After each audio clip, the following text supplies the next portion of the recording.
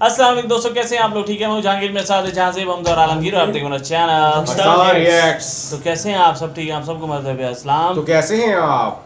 भाई क्या नकल कर रहा है तू? सो गाइस, आज जो हम वीडियो लेके आए हैं वो ये है जी कि चाइना और इंडिया की जो बातचीत होनी थी वो एक बार फिर नाकाम हो गई है। तो अब क्या होगा इस बारे में सोच रहे हैं क्या हम? होगा? क्योंकि बातचीत पे तो चाइना आ ही नहीं रहा ना, कि हम बात तो करते ही नहीं है, हमने जंग करनी है। मुझे लगता है चाइना नहीं छोड़ो, इंडिया नहीं आ रहा बातचीत तरह से। इंडिया को पता है अब चाइना फंस गया है यार। इसलिए क्या ख्याल है? मेरे ख्याल में इंडिया अभी भी चाहता है कि हालात बातचीत से हल हो जाए, लेकिन चाइना चाहता है कि जंग हो, लेकिन चाइना इस जंग को करवा के खुद ही अपने पैर पे कुल्हाड़ी मार सकता है, क्योंकि इस टाइम पूरी दुनिया चाइना के खिलाफ है। मतलब ये कि जंग ना गए यार, यूट्यूब है ये क्या हुआ है? जंग ना गए बार बार भाई। कुछ चल क्या स्टार्ट।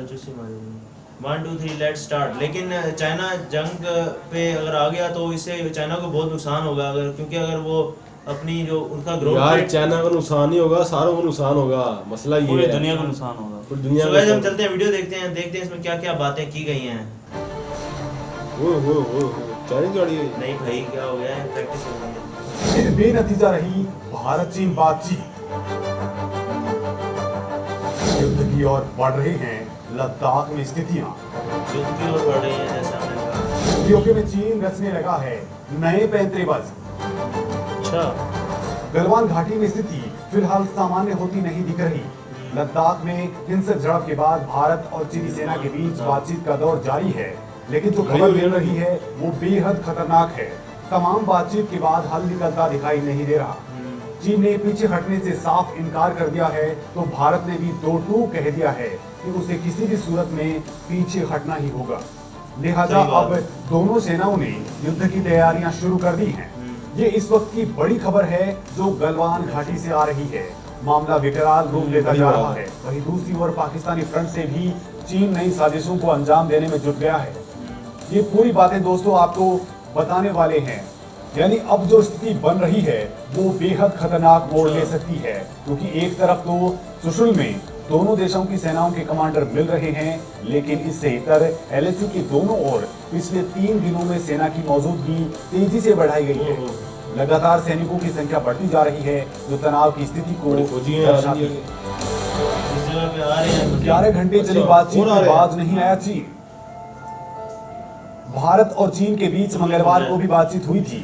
ये बातचीत का तीसरा दौर था, जिसमें 14 corps commander lieutenant general Harinder Singh और चीन की ओर से मेजर जनरल इंडिया का जनरल लुई लिन शामिल थे।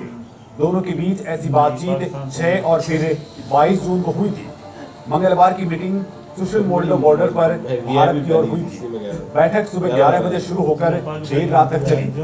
बातचीत में सैनिकों को पीछे हटाने की बात हुई, लेकिन बावजूद इसके चीन ने 3488 किलोमीटर में फैले एलएसी के अलग अलग हिस्सों पर सैनिक बढ़ा दिए हैं। ऐसा लद्दाख के अलावा सिक्किम और अरुणाचल प्रदेश में भी किया गया है। इसे देखते हुए भारत ने भी अपनी तरफ से तैयारियों में कोई कोर कसर नहीं छोड़ी है। भारत की ओर से कहा गया है कि 22 जून की मीटिंग में जो कुछ तय हुआ था उस हिसाब से चीन को पीछे हटना था।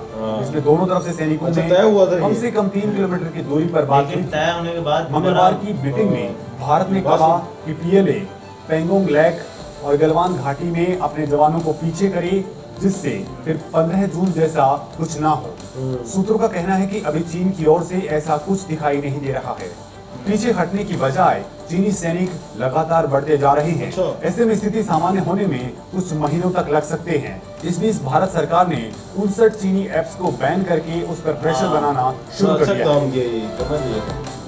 एलएसी पर तेजी से बढ़ाई गई तैनाती। भारतीय सेना ने अपनी मौजूदगी को काफी हद तक मजबूत कर लिया है। बीते दिन फिंगर 4 को लेकर दोनों देशों की सेनाओं में बातचीत हुई थी। ये फिंगर 4 को लेकर तनाव बढ़ता जा रहा है, क्योंकि यहाँ पर अब चीनी सेना ने अपना कब्जा जमा लिया है। चीनी सेना यहाँ से पीछे नहीं जा रही, जबकि ये पहले दोनों देशों के लिए पेट्रोलिंग पॉइंट था। चीनी सेना की ओर से लगातार फिंगर 4 पर सख्ती बरती जा रही है। उसकी कोशिश तो थी और आगे आए, लेकिन भारतीय सेना की तैयारी को देखते हुए उसकी हिम्मत नहीं हो पा रही। इसके अलावा जिन 3 इलाकों में विवाद हो रहा है उनमें गलवान घाटी का पेट्रोलिंग पॉइंट 14 इलाका है, जहां पर झड़प हुई थी। साथ ही पेट्रोलिंग पॉइंट 15 और 17A पर भी विवाद जारी है। पेंगोंग लेक के मुकाबले इन इलाकों में हालात कम तनावपूर्ण हैं। लेकिन खतरा लगातार बना हुआ है और भारतीय सेना भी यहाँ माकूल तैयारी कर चुकी है। अभी ताज़ा बातचीत में जो मुख्य बातें सामने आई हैं, उनके मुताबिक अभी तक ये तय नहीं हो पाया है कि दोनों सेनाएं मौजूदा जगह से पीछे कैसे हटेंगी। साथ ही क्योंकि दोनों सेनाओं की ओर से पीछे हटने की अलग अलग शर्तें रखी जा रही हैं, ऐसे में एक साथ बात आगे नहीं बढ़ पा रही है। मौजूदा स्थिति के मुताबिक अब अगली बातचीत पर फोकस है। साथ ही ऐसी उम्मीद दिखती है कि अब पीछे हटने की प्रक्रिया एक तरह से सर्दियों में ही शुरू हो पाएगी, क्योंकि तब दोनों सेनाओं के जवानों के लिए उस स्थिति में वहां पर मौजूद रहना काफी मुश्किल होगा। सो गाइस, ये थी सारी बातचीत जो कि चाइना और इंडिया के बारे में चल रही थी। मुज़ाकरात नाकाम हो गए हैं, मतलब कि बातचीत नहीं बढ़ रही इंडिया की और चाइना की। लग रहा है कि अब ये हालात मजीद खराब होंगे, लेकिन वो भाई बता रहे थे कि आगे सर्दियाँ आ रही हैं, तो पहाड़ी इलाके हैं, ठंडे इलाके हैं। ये है कि हद्दुल इम्कान यही है कि शायद मजीद अगर बातचीतें हुई तो हो सकता है कि ये बात अमन के साथ हल हो जाए। अदरवाइज जब तक सर्दियाँ आएंगी तब जाके खुद ब खुद ये सारे मामला ठंडे हो जाएंगे। जब मौसम जाएगा ना, जब असल में बोला क्या बर्फबारी होगी तो जाहिर बात है यहाँ पे रहना मुश्किल। असल में शुरू में जब चाइना आगे बढ़ रहा था ना, तो इंडिया इतना रिएक्शन नहीं दे रहा था। इंडिया बस ये कहता था पीछे जाओ, लेकिन इंडिया चाइना आगे बढ़ता जा रहा था। जब इंडिया ने अपना रिएक्शन दिखाया ना, तो दबाव काफ़ी फिर बढ़ गया चाइना की तरफ भी, क्योंकि इंडिया के साथ बड़ी बड़ी पावर जो है वो Japan, America, Australia, Russia, Israel, बड़े बड़े कंट्रीज जो हैं वो उनको इंडिया को असला भी दे रहे हैं, उनकी सपोर्ट भी हासिल है। तो इससे चाइना को बड़ा दबाव आ गया। अब ये लाजिम हो गया है, अब ये मौके ज़्यादा हैं कि हो सकता है अब जो है चाइना भी है मुज़ाकरात की तरफ आ जाए मजबूरी के। ये भी हो सकता है कि चाइना अगर डायरेक्ट अपने पता क्या एक और चीज़ भी पैदा हो गई है इस तरह से। चाइना क्योंकि जो है ना उसको पता लग गया होगा कि अच्छा ये सब मेरे साथ मेरे मुखालिफ आ गए हैं, तो मैं अब अपने घुटने नहीं टेकूंगा, इससे मेरी बेइज्जती हो जाएगी। वो तरीके से पीछे जाएगा। कल को 5-6 और मुमालिक आके मेरे ऊपर प्रेशर डाल दें इकट्ठा, तो मैं तो फिर सुपर पावर बनने की ख्वाहिश छोड़ दूँ।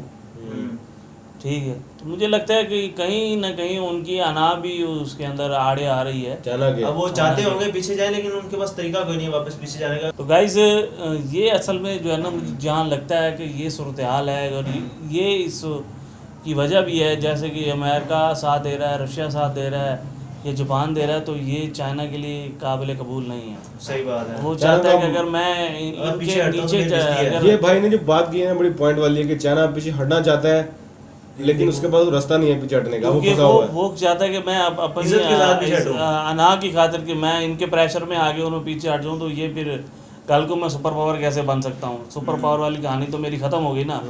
तो ये कहीं ना कहीं ये सूरत हाल है, और अमेरिका और ये भी यही चाहते हैं कि हम इसके इस तरीके से नीचे गिराएं। ठीक है, अब देखते हैं कि किस तरीके से चाइना पीछे जाता है। पीछे तो जाएगा, लेकिन किस तरीके से। अगर अब चाइना कभी भी पीछे चला गया तो मेरे नज़र यही होगा, चाइना घटना पड़ा मजबूरी है, इंडिया के आगे वो नहीं खड़ा हो सका। क्या ख्याल है? अब देखते हैं क्या होता है। तो गाइस ये वीडियो आपको मेरा रिएक्शन कैसे लगा आपने जरूर बताना है। जाने से पहले हम सब्सक्राइब करें, प्लीज सब्सक्राइब करें और बेल के आइकन क्लिक करें ताकि लेटेस्ट रिएक्शन आप तक पहुंचे। Keep watching Pakistan reacts.